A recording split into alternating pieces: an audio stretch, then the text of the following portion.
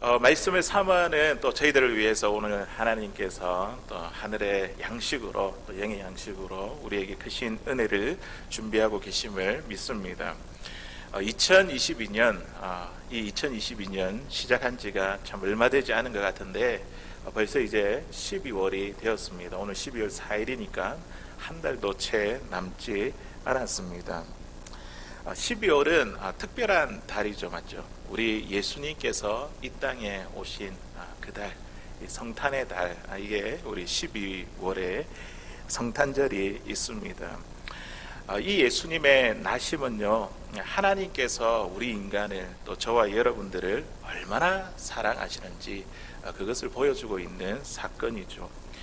온 우주 만물을 창조하신 지극히 높고 크신 그 하나님, 존귀하신 그 분이 가장 낮고 천한 곳으로 내려와 우리와 같이 되셨습니다. 우리와 같은 형편이 되셨습니다. 왜냐하면 왜 하나님께서 이 창조한 이 세계의 맨 밑바닥까지 내려오셨냐 하면 그것은 바로 우리를 죄에서 구원하여 우리와 영원토록 함께하기 위함입니다. 오늘 읽었던 이 마태복음을 기록한 이 마태라는 이 저자가 예수님에 대해서 자꾸 계속해서 강조하는 부분이 있습니다. 그게 뭐냐면 오늘도 이 성탄의 메시지를 전하고 있는데요. 마태가 강조하는 성탄의 메시지가 뭐냐면 예수님이 하나님 자신이라는 메시지입니다. 예수님이 하나님이신 거예요. 예수님이 하나님 자신이다. 이것을 계속해서 강조하고 부각시키고 있습니다. 마리아의 태에서 자라난 생명은 그냥 생명이 된 것이 아니라 성령으로 잉태된 것이고, 이 생명은 어디서부터 왔다고요? 하늘 아버지로부터 온 것이며, 그리고 예수님의 진짜 아버지는 요셉이 아니라 누구라고요? 하나님이심을 이렇게 증거했습니다. 이러한 예수님을 정말 가장 직설적으로, 예수님의 정체에 대해서 가장 직설적으로 표현한 구절이 있는데요. 오늘 말씀이 있는데 그 구절이 바로 23절에 있는 말씀입니다. 우리 같이 한번 읽어보도록 하겠습니다. 시작. 보라, 처녀가 잉태하여 아들을 낳을 것이요 그의 이름은 임마누엘이라 하셨으니 이를 번역한즉 하나님이 우리와 함께 계시다 함이라. 아멘. 마태는요, 지금 구약에 있는 선지자 예언한 그 글을 그대로 인용하고 있습니다. 이사야가 예언한 그 글, 이사야 7장 14절에 있는 그 말씀을 그대로 인용해서 뭐라고요? 보라, 처녀가 잉태하여 아들을 낳을 것이니 그 이름을 뭐라고요? 임마누엘이라 하리라. 여기서 끝난 것이 아니라 그 이름의 뜻을 지금 풀이하고 해석하고 있습니다. 뭐라고 풀이하고 있습니까? 하나님이 우리와 함께 계시다.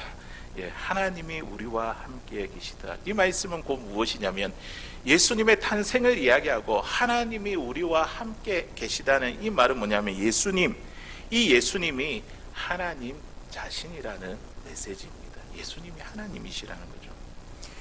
유대 종교 지도자들은 이사야 예언의 말씀을 안 지가 수세기가 지났지만 그들은요, 이 예언을 문자적으로 받아들여야 된다 이런 생각을 하지 못했습니다. 그냥 장차 올 어떤 위대한 지도자의 사역을 그냥 비유적으로 이렇게 표현한 것이다, 그렇게 여겼습니다.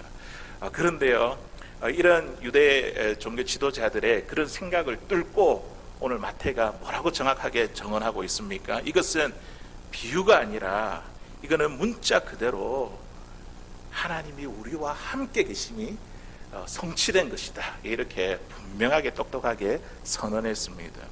예수님이 바로 우리와 함께 계시는 하나님이시다, 그 예수님의 정체를 분명히 했습니다. 우리 예수님께서도 이 땅에 오셔서 자신의 삶과 또 죽음과 부활을 통해서 자신이 하나님이라는 사실을 증거하셨습니다. 사람들에게 확인시켜 주셨습니다. 예수님은 항상 병자들을 고치실 때에 병만 고친 것이 아니라 병을 고치고 나서 뭐라고 선언하셨습니까? 네 죄가 용서함을 받았다. 죄 용서함, 죄를 사유하는 그 능력은 오직 누구에게만 있습니까? 하나님께만 있는 거죠. 하나님만이 죄를 용서하실 수 있습니까? 그리고 예수님께서는 또 이렇게 말씀하십니다. 내가 다시 이 땅에 와서 이 땅을 심판하겠다고 그렇게 말씀하셨습니다. 이 땅을 심판하실 수 있는 그 권세와 능력을 가지신 분이 누구십니까? 하나님이시죠. 그런데 예수님은 내가 다시 와서 이 땅을 심판하겠다. 자기가 하나님이심을 주장하고 증거하셨습니다. 그리고 예수님은 아브라함이 나기 전부터 내가 있었다고 그렇게 말씀하셨습니다. 예수님은 여러 모양으로 누누이 계속해서 자신이 하나님이심을, 자기의 정체를 드러내고 밝히시고 주장하셨습니다. 예수님이 하나님이시다라는 이 주장에 대해서 사람들의 반응은요, 극명하게 나누어집니다. 정말 예수님이 하나님이심을 믿는다고 한다면 우리는요, 우리의 삶의 중심에 예수님을 두어야 됩니다. 예수님이 하나님이신데 우리 삶에 정말 예수님을 내 삶의 중심으로 두어야 되지 않겠습니까? 하지만 그 주장이 틀렸다고 한다면 우리는 그분을 혐오하거나 아니면 깊이 해야 합니다. 그 외에 어정쩡한 반응은 성립되지 않습니다. 그런데 문제는 무엇이냐면 말로만, 이 땅의 말로만 예수님을 믿는 사람들이 많다는 것에 있습니다. 예수님이 누구인지 안다고 하지만 예수님을 정말로 하나님으로 믿지 않는다는 것이죠. 왜냐하면 그들에게 예수님을 믿는 믿음의 열매가 보이지 않기 때문입니다. 입술의 열매, 행동의 열매가 보이지 않습니다. 예수님께서 맺어주시는 성령의 열매가 나타나지 않습니다. 우리가 만약 예수님을 믿고도 내가 믿는다고 말하지만 그런데 우리의 삶에 믿음의 열매가 나타나지 않는다고 한다면 예수님을 정말 나와 함께 하시는 하나님으로 내가 받아들이는가, 이것을 믿지 못해서 우리의 행동의 모습이 그렇게 나타날 수 있습니다. 성탄은요, 어떤 사건이냐면 예수님이 우리와 함께 하시는 하나님이시다, 이것을 증거하는 사건입니다. 그리고 이 예수님을 우리 마음의 중심에 모시는데, 우리와 함께 하시는 하나님으로 모시는데 우리에게요, 많은 용기가 필요합니다. 오늘 말씀에 나타난 이 요셉을 보십시오. 요셉이 천사로부터 예수님의 탄생의 소식을 들었습니다. 그리고 이 예수님을 하나님으로 모시는데 요셉에게 많은 용기가 필요했습니다. 이제 곧 다가올 이 성탄을 기다리며 예수님을 임마누엘, 우리와 함께 하시는, 우리와 함께 계시는 그 하나님을 모시는데 우리에게 어떠한 용기가 필요할지 오늘 말씀을 가지고 같이 함께 말씀의 은혜를 나누기를 원합니다.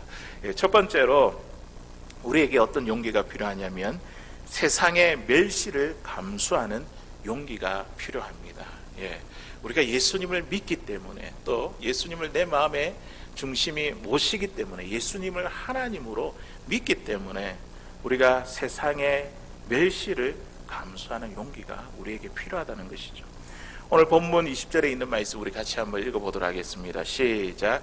이 일을 생각할 때에 주의 사자가 현몽하여 이르되 다윗의 자손 요셉아, 내 아내 마리아 데려오기를 무서워하지 말라. 그에게 잉태된 자는 성령으로 된 것이라. 아멘.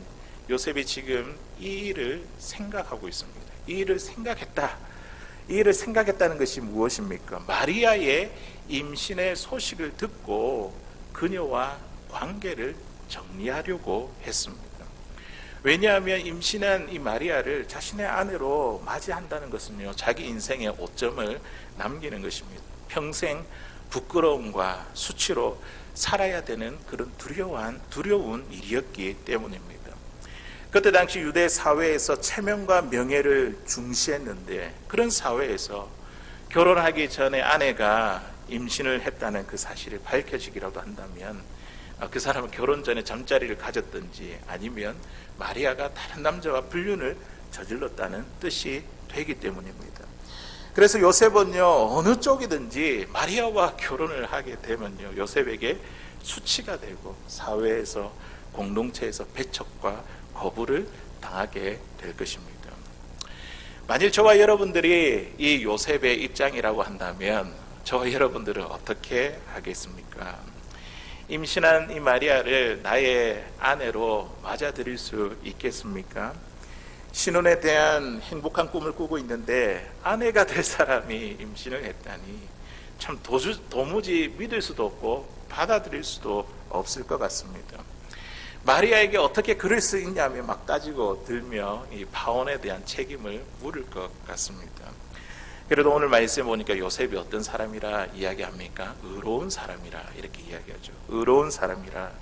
그렇기 때문에 마리아와 관계를 조용히 가만히 끊고자 했습니다. 결혼하려고 했던 이 모든 일을 없던 문제로, 없던 일로 조용히 이 문제를 해결하려고 했습니다. 누구도 피해 없이 서로를 생각하며 굉장히 좋게 끝내는 결정이었습니다. 그런데 오늘 말씀에 보니까 이 일을 생각할 때에 그렇게 결정한 그날 밤에 누가 나타났다고요?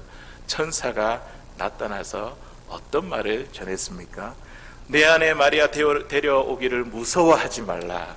내 아내 마리아 데려오기를 무서워하지 말라. 다시 말해서 마리아를 아내로 받아들여라. 마리아와 결혼해라는 그런 말씀이죠. 아무리 하나님의 천사가 전하는 말이라 할지라도 내 상식으로는 도무지 이해가 되지 않습니다. 우리가 신앙생활을 할 때 이런 경우가 참 많지 않습니까? 믿음과 이 현실의 문제가 크게 차이가 나타나게 될 때에 내 상식과 생각으로는 아닌데 하나님의 말씀과 내 상식과 생각이 다르게 될 때 우리는 신앙의 갈등을 느끼지 않습니까? 우리가 여기서 중요하게 생각해 볼 것은 무엇이냐면 상식이 우리의 삶을 결정하는 것이 아니라 하나님의 말씀이 우리의 삶을 결정하는 줄로 믿습니다. 우리 하나님의 생각은요, 나와 생각이 다르며 우리 하나님의 생각은 나의 생각보다 크고 넓고 깊고 높으십니다. 내가 다 알 수 없다는 거죠. 하나님이 하시는 일을 다 알 수가 없고 그것이 이해되지 않는다 할지라도 그것이 내 상식으로 맞지 않는다 할지라도 우리는 어떻게 해요? 그냥 선하신 하나님, 나에게 가장 좋은 것을 주실 하나님을 믿고 순종해야 되는 줄로 믿습니다. 오늘 요셉이 그 말을 듣고 받아들였잖아요. 오늘 보니까 요셉이 천사의 말을 듣고 아내 마리아를 아내로 받아들이기로 결정했습니다. 그 순간은요, 참 이 세상으로부터 멸시를 받을 수가 있습니다. 손가락질을 당할 수 있습니다. 우리가 예수님을 나와 함께 하시는 하나님으로 모시게 되면요, 우리는요, 사람들로 하여금 비난과 수치, 배척과 거부를 당할 수 있습니다. 이런 용기가 필요하다는 거죠. 예수님을 하나님으로 모셔드리는 데에 우리는 세상의 멸시를 감수할 용기가 우리에게 필요하다는 것입니다. 오늘날 우리 세상을 보면요, 기독교에 대한 인식이 얼마나 부정적인지 모릅니다. 제가 이틀 전에 종교의 위기라는 그 신문 칼럼을 읽게 되었는데 그걸 읽으면서 참 마음이 읽는 내내 참 불편하더라고요. 미국의 하버드 의대의 허버트 벤슨이라는 박사가 이 심장수술 환자 1,802명을 세 그룹으로 나누어서 무엇을 실험했냐면 기도의 효과를 실험했다고 합니다. 그런데 그 결과 기도를 받은 환자들과 그렇지 않은 환자들 사이에 아무런 차이가 없었다, 이런 결과를 내어놓았더라고요.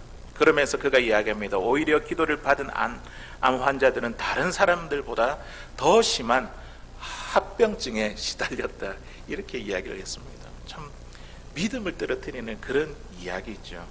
그런데 이 칼럼 리스트가요, 이제 이 글을 가지고 이야기하는 그 주장하는 바가 무엇이냐면, 그래서 기독교인들이 기도해봤자 아무런 소용이 없다, 이런 이야기를 주장하기 위함이었습니다. 그러면서 과학이 신비와 미지의 영역을 하나둘 해체하고 신의 영역으로 규정했던 생명 창조까지 인간이 넘보는 세상이라며 그렇게 인간의 능력을 과찬했습니다. 이걸 읽으면서 참 마음이 불편하더라고요. 이처럼 세상은요, 참 기독교인들을 싫어하고 미워합니다. 세상의 기독교에 대한 인식이 부정적이다 보니까 우리가 아이들이 학교를 다닐 때에도 내가 크리스찬이라는 것을 좀 드러내는 것을 부끄러워하고, 회사 생활을 할 때에도 자신이 기독교임을 드러내기를 어려워하고 있습니다. 혹시나 사람들이 나에게 기독교인이라는 선입관을 갖게 될까봐, 손해가 될까봐 그렇게 염려하는 젊은 사람들이 많이 나타나고 있습니다. 하지만 세상이 신앙인을 미워하고 멸시한다 하더라도 우리는요, 어떤 용기가 필요하다고요? 그것을 감수할 수 있는 용기가 필요합니다. 세상이 예수님을 미워하니, 세상은 예수님을 미워하죠. 예수님을 미워하니 예수님을 따르는 그리스도인들이 미움을 받는다는 것은 어찌 보면 당연한 일이죠. 예수님께서 요한복음 15장 19절에 있는 말씀을 보니까 세상이 우리를 미워한다고 이렇게 이야기를 합니다. 우리 같이 한번 읽어보겠습니다. 시작. 너희가 세상에 속하였으면 세상이 자기의 것을 사랑할 것이나 너희는 세상에 속한 자가 아니요 도리어 내가 너희를 세상에서 택하였기 때문에 세상이 너희를 미워하느니라. 아멘. 이 세상이 의인화 이렇게 표현을 했죠.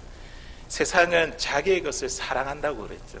우리가 세상의 것에 속해 있으면 세상이 우리를 사랑하겠죠. 그런데 우리는 세상의 것이 아니라 누구의 것입니까?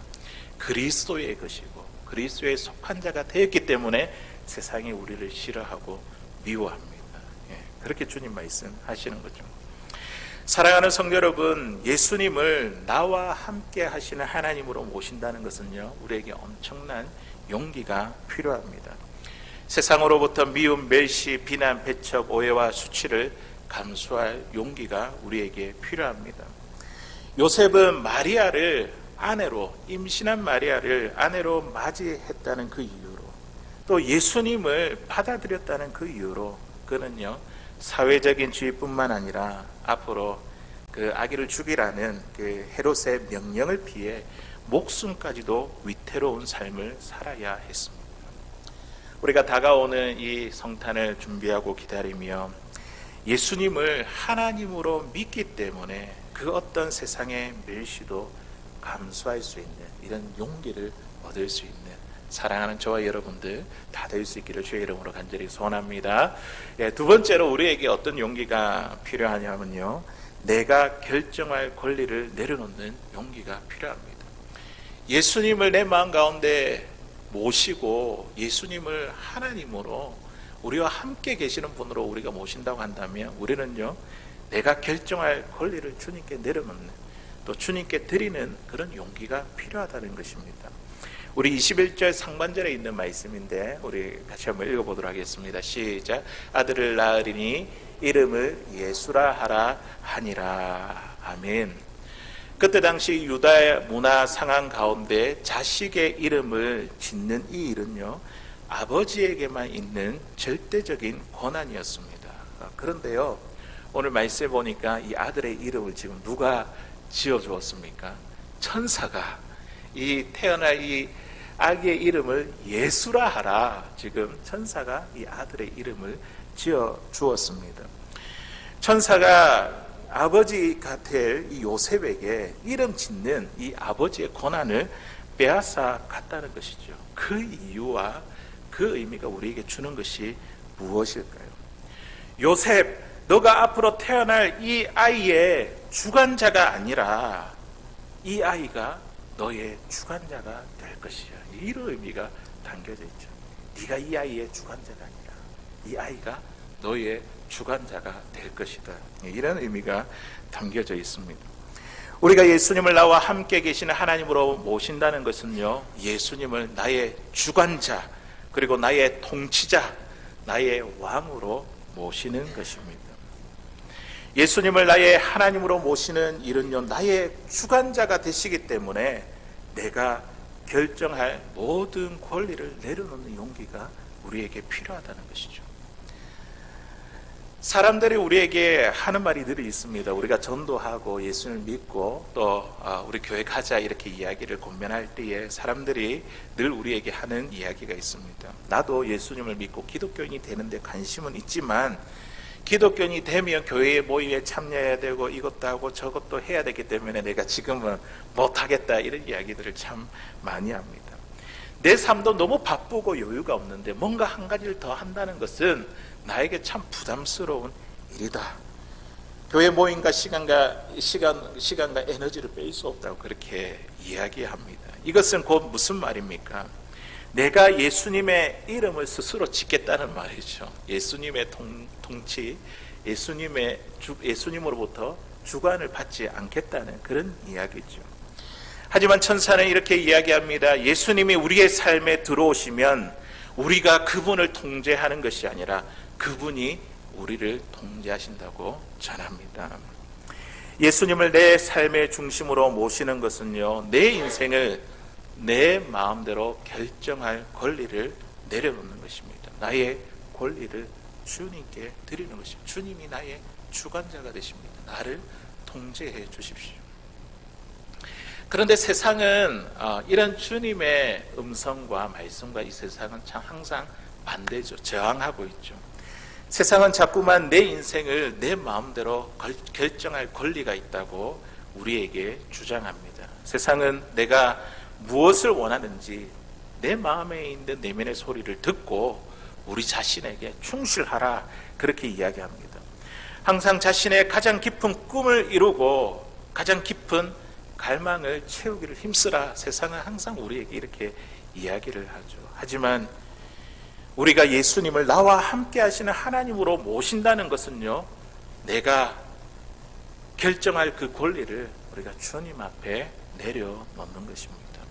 누가복음 9장 23절에 있는 말씀 보니까 예수님께서 그런 이야기를 합니다. 자기를 부인하고 자기 십자가를 지는 것, 이게 주님을 따르는 것이라고 이야기합니다. 우리 같이 읽어보겠습니다. 시작. 또 우리에게 이르시되 아무든지 나를 따라오려거든 자기를 부인하고 날마다 제 십자가를 지고 나를 따를 것이니라. 아멘. 주님께서 왜 저와 여러분들을 불러주셨습니까? 우리를 하나님의 자녀로, 백성으로 우리를 삼아 주셨습니까?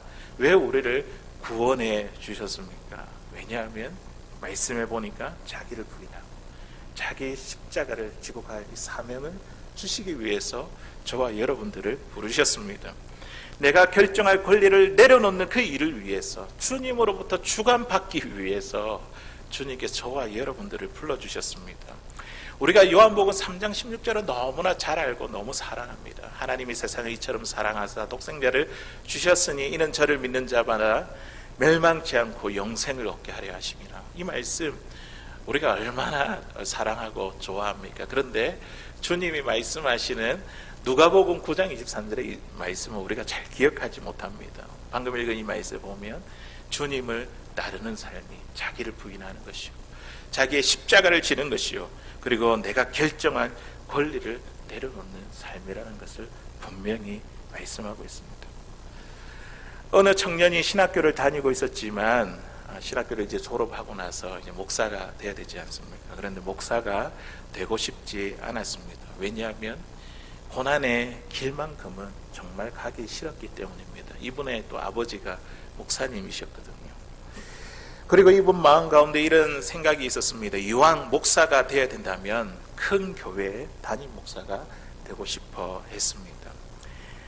그는 지난 세월을 보면서 아버지가 목회했던 그것들을 보면서 가난과 고생이 싫었기 때문입니다. 그런데 이 청년에게 주님께서 어떤 음성을 들려주셨냐면, 자기가 공부하고 있는 이 대학원, 이 석사 학위를 주님께 바치라는 마음을 주셨습니다.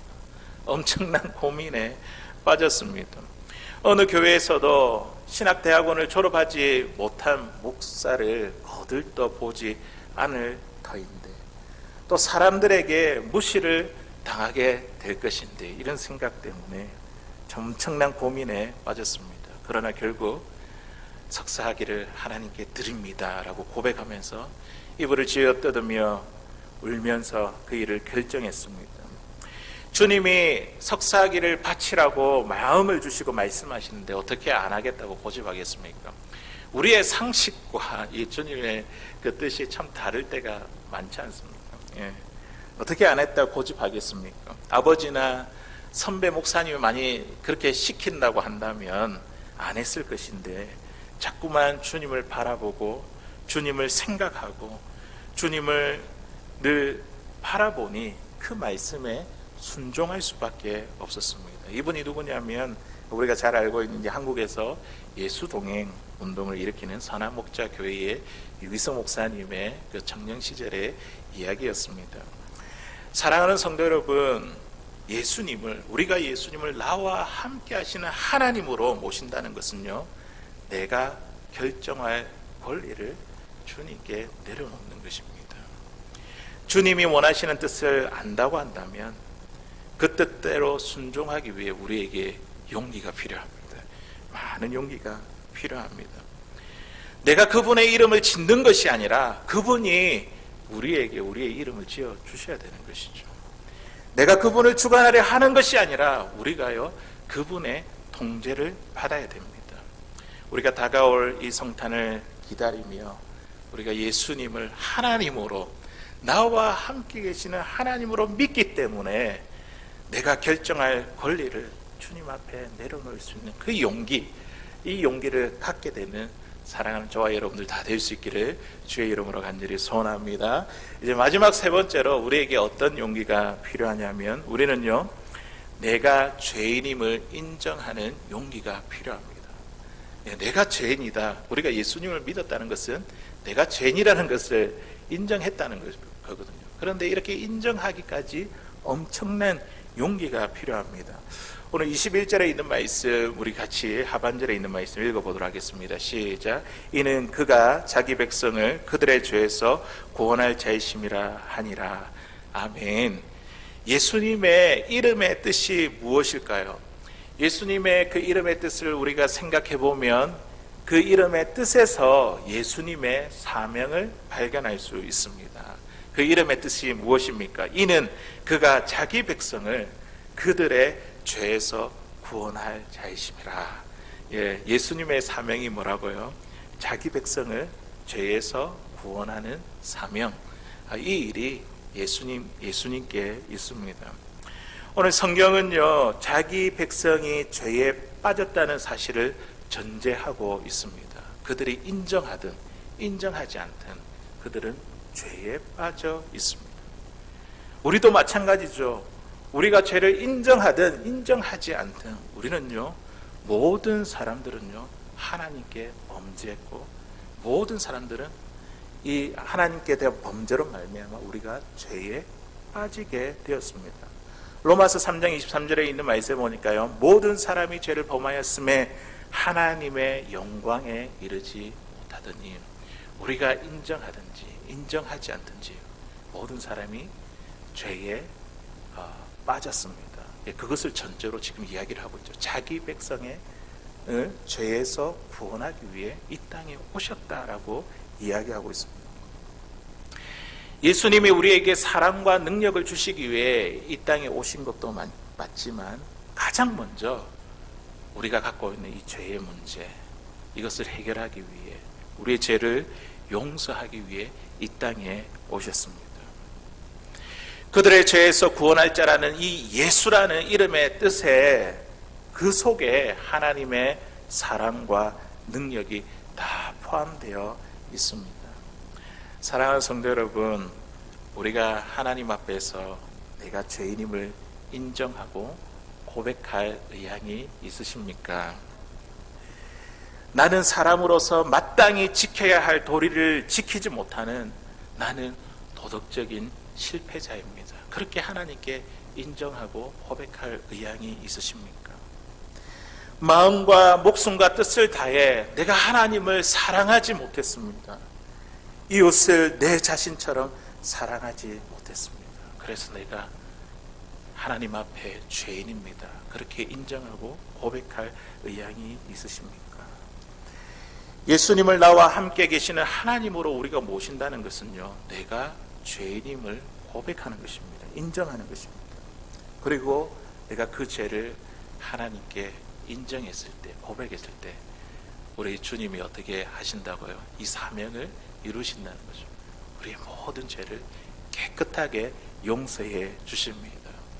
이미 저와 여러분들은 우리가 예수를 믿었다는 것은 죄를 인정하고 고백이기 때문에 주님의 그 보혈로서 깨끗하게 용서받고 우리의 죄가 깨끗하게 용서받고 죄로부터 해방된 줄로 믿습니다. 우리가 죄인임으로 인정하는데요, 우리가 이게 한 번에 되는 것이 아니라 참 엄청난 용기가 필요하다는 것이죠. 사람들은 보통 이 죄에 대해서 이야기를 하면 내가 감옥에 갈 만큼 나쁜 짓을 저지르지 않았다고 합니다. 또 죄라는 이 말에 저항하고 거부하려고 하지 인정하려 하지 않습니다. 나는 남의 것을 훔친 적이 없는데, 사람의 목숨을 해치지도 않았는데 나만큼 착하게 산 사람이 이 세상에 어디 있어, 이렇게 자기 자신에 대해서 확신하고 반문하기도 합니다. 그런데 우리 주님의 말씀은 어떠합니까? 우리가요, 남을 미워하는 것도 살인이라 이렇게 말씀하시죠. 남의 것을 탐낸 것도 도둑질이라 이렇게 말씀하셨습니다. 마음으로 음란을 품은 것, 그것도 간음이라 이렇게 말씀하셨습니다. 마음으로 품은 것조차도 죄라고 한다면 이 세상에 이러한 죄에 걸려 넘어지지 않을 사람이 누가 있겠습니까? 그런데 우리가요, 이러한 죄보다 더 큰 죄가 무엇인지 아십니까? 그것은 바로 예수님을 하나님으로 믿지 못하는 죄, 하나님으로 인정하지 못하는 죄, 이 죄야말로 가장 큰 죄입니다. 이거는요, 성령을 거스리는 죄이기 때문에 용서함, 사함을 받지 못한다고 성경은 증거하고 있습니다. 하나님의 말씀에 순종하지 않는 죄. 우리는 우리의 죄를 인정하기까지 엄청난 용기가 필요합니다. 하지만 내가 주님 앞에서, 주님, 저는 죄인입니다, 용서받을 수 없는 죄인입니다, 그것을 인정하는 순간 우리는요, 주님의 용서함을 받아 우리에게 있는 이 죄의 문제, 죄에서 자유롭게 됩니다. 죄에서 해방되는 기쁨과 즐거움과 평안을 만끽하게 될 것입니다. 이러한 측면에서 우리가 이 땅에 사는 사람들 가운데, 우리의 인생 가운데 가장 큰 복이 무엇이냐면 그것은 바로 죄사함의 복입니다. 우리가 죄 용서함을 받았다, 이것이 우리의 인생의 가장 큰 복이라는 것이죠. 시편 32편 1절에 있는 말씀을 보니까 다윗이 이렇게 고백합니다. 우리 같이 읽어보겠습니다. 시작. 허물의 사함을 받고 자신의 죄가 가려진 자는 복이 있도다. 아멘. 다윗은 깨달았습니다. 지금까지 살아오면서 또한 여러 가지 어려움도 있었지만 왕으로서 그가 갖고 있는 권력, 부, 영화 다 누렸지 않습니까? 그런데 그 결과를 되돌아보니까 이것이 복이 아니라, 사람들은요, 물질과 명예와 건강과 성공, 눈에 보이는 것들이 가장 큰 복이라 하는데, 다윗은요, 자신의 인생을 돌아보니까 이게 아니라 내가 죄 용서함 받은 것, 이것이 내 인생에서 가장 큰 복이라 그렇게 고백했습니다. 왜냐하면 우리가 죄 용서함을 받아야지 우리에게 영원한 생명을 누릴 수 있기 때문입니다. 죄 용서함의 복이야말로 이 세상에서 가장 큰 복입니다.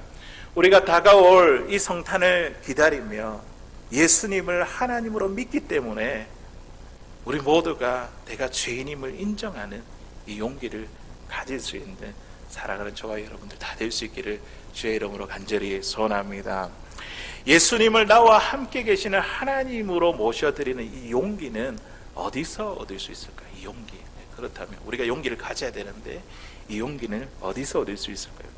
세상에서 멸시를 감수할 수 있는 이 용기, 내가 결정할 권리를 내려놓는 이 용기, 내가 죄인임을 인정하는 이 용기는 어디서 얻을 수 있을까요? 그것은 바로요, 예수님을 바라보는 데서 우리가 용기를 얻을 수 있습니다.